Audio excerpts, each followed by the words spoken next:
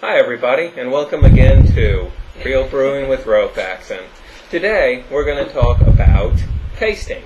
So you made your first beer, anyway, and now you want to taste it. So over the next 3 episodes we're going to taste 3 different types of beers. 2 of them are my own home brews, and one of them is Samuel Adams Summer Ale Seasonal Brew. The reason I'm doing this one is just so you can go to the store and kind of do the same thing, so you kind of see where our ideas come from. Now today I have my good friend and editor Guy, Loreandlaw, thanks for joining, and my lovely wife Amber Maiden, thank you again for joining in holy matrimony. Oh wait. Notice she's not sitting in between us. Exactly. Anyway, this is a great book, The Complete Joy of Homebrewing. One of the reasons I like this book, other than all the useful information, is it has 2 beer scales. You can actually get these off the internet. They're not hard to find. The 2 big ones are the 50-point scale and the 20-point scale.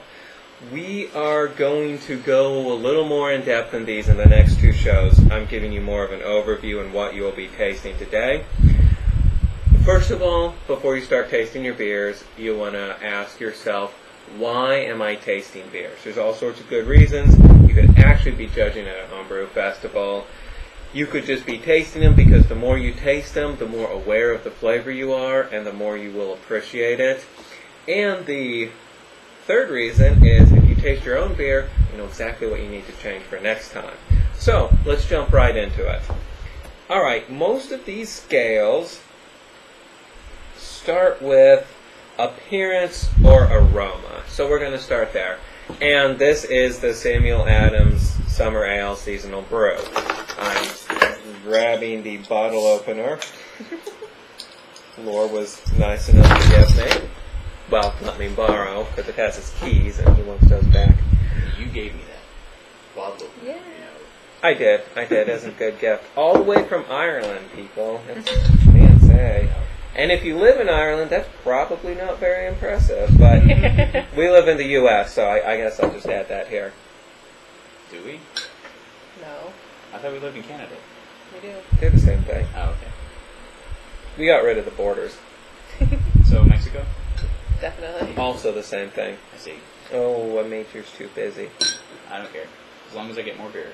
Like, I like it all. How's that sexy? I don't think it is. Oh, but it is. There. it's got lots of ed. I think I'm fine. So do I. Ho, ho. Alright. Thanks. Awkward again. Alright, so again, Samuel Adams Summer Ale. Okay, now, depending on the scale, it'll actually differ. First, we're going to go through the appearance. What does your beer look like? Does it look good? Now, you have to say, this is appropriate for style. Stout and IPA are going to look completely differently, and they should. Mm-hmm. Now, this is Ale. this is a wheat ale. Yeah. So, and a lot of this, especially if you're doing it to improve your own beer, is personal taste. If you look at that, it's a pretty good color. I think a wheat ale would have a bit more of a copper color for me. Yeah. It's a little cloudy, but then again... And it is. It's also, I noticed that as well. It's a little cloudy, but you don't want to let condensation on the side of your glass skew that result.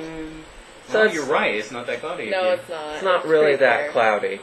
So then there's going to be a point value, and maybe it'd be out of 5, and we give it a 4, or something along those lines. So your next thing is always going to be the aroma. So you just smell the beer. And they may break this down into 4 points for hops and 4 points for malts or something. What do you guys think about the smell of this beer? Switch it around. It smells kind of weak for a wheat beer. It does. You don't really smell a lot of wheat. What about? It doesn't have a bad smell, though. No, it's not a bad smell, but it yeah, doesn't smell like it a is wheat pretty beer. weak. It is pretty weak. But there's a hint of honey in there almost, Mm-hmm. which is nice. And then we may all, and again, this is a commercial beer, so we're not actually going to do a tasting on it. They get mad if it's low. Now, I've actually found my home brews usually get higher ratings than commercial brews. Yes. They're usually actually a lot better. Especially that last one. Oh, Holy the God. stout. No, that was good. I think it's all gone. Yeah, I drank it. So good. So, maybe this would be, let's just take a row. Maybe this would be, you're on the 20-point scale. Aroma is 4 points. Smells okay. Maybe I give it a 2 or a 3 or Pretty low. whatever. It looks like Amber Maiden. What would you give it, a 1? Yeah. It's fairly It's weak. boring. I mean, at most Yeah. I would give it a 2. Okay. So you see, you get a basic idea there. Now, our next one, and the 50-point scale, why that's nice is it breaks things apart a lot farther, into a lot more depth. But on the 20-point scale, taste is your next category. There's going to be some main things you're always going to hit.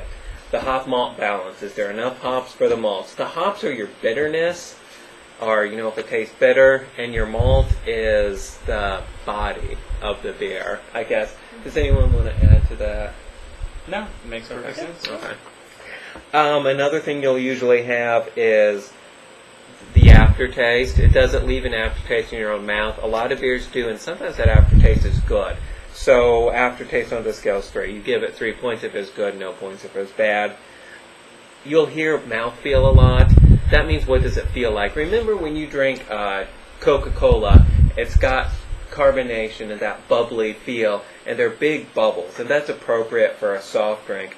But if you drink a Guinness or something, it's got those smooth, velvety bubbles. And that's appropriate for the stout style. So does it feel like you think the beer should feel in your mouth, or is it too... Thin. Is it too... Well, now, Thick, too carbonated. thin or too thick is usually the body. Or if it's even spiky, like spiky pop bubble. Yeah, mouthfeel is really the spiky pop bubbles that, burn your tongue, burn your tongue. That's what they mean by mouthfeel. If it's too thin or too thick, like does it taste watered down, that really goes into your body more than your mouthfeel. Now, if you're on the 20-point scale, you want to keep that in mind because there's only one category for mouthfeel. But, you would just drink the beer.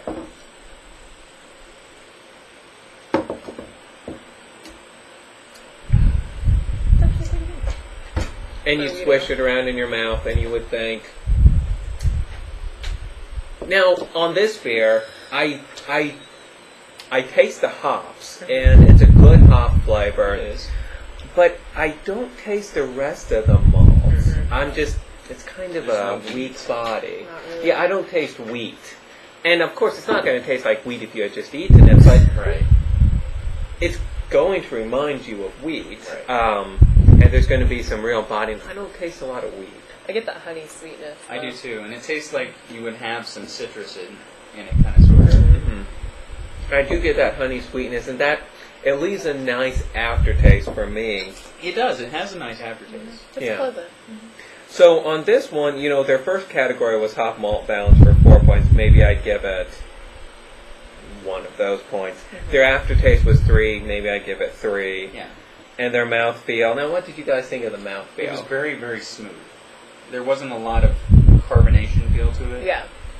I mean, there was a little bit, Mhm. but I sometimes like a little bit more in my wheat ale. And You might want that's to just me. touch more. So maybe he could give it as a 1 or a 2. And Yeah. maybe I like the smoothness, so I would hover around a 2 or a 3 and the Amber Yeah. Maiden. I think do it's. about I think. the same. Yeah, I could use a little more carbonation in my wheat ale. And then they've got this nice overall impressions, out of 3 points. And if you don't want to do the tasting thing, but you want to make notes which beer is good and which beer is bad, just do it on a scale of 1 to 10. Yeah. But this is nice because it breaks it down, You know exactly what it is. You know you don't exactly like. what needs to be changed and what you like. It's definitely not a bad beer, No, but it's not a great beer. I would put it as a 2.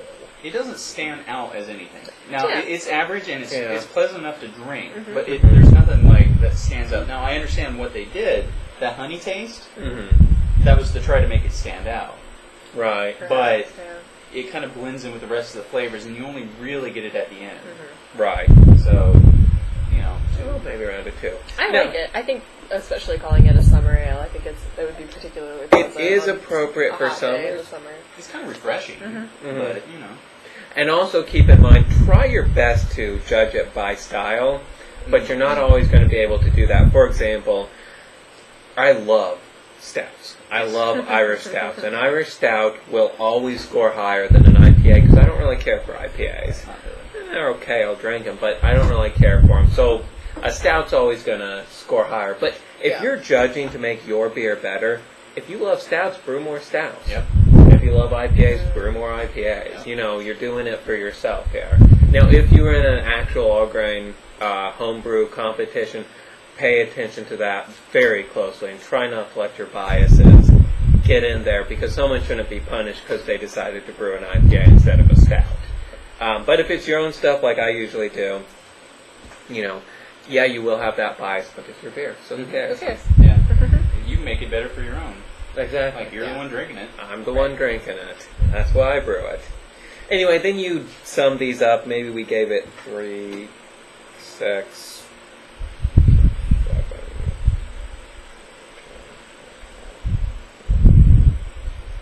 7. Probably got about 13, 14, 15 points from what we discussed here on the 20-point scale. And then in the book it's got a little scoring guide, and that falls into good beer, 12 to 14. So that's good beer. The scale is excellent, very good, good.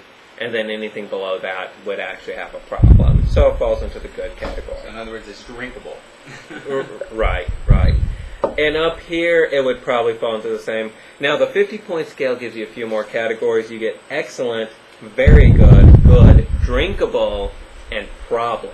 Yeah. Now, this would probably fall into the good category. Actually, I'm pretty sure that it would. Agreed. For some more to drink, the more I like it. Then again, Sure. because I keep tasting more and more honey. Honey is a nice touch. Yeah. One more point before I let you go. I don't know what our time is because I didn't time it.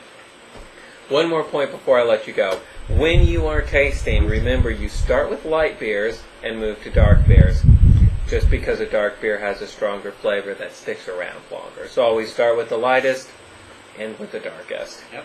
Alright, so that is a quick overview of tasting. Stick around for the next 2 episodes because we are going to do 2 of my Irish stouts. Thanks for watching. All right.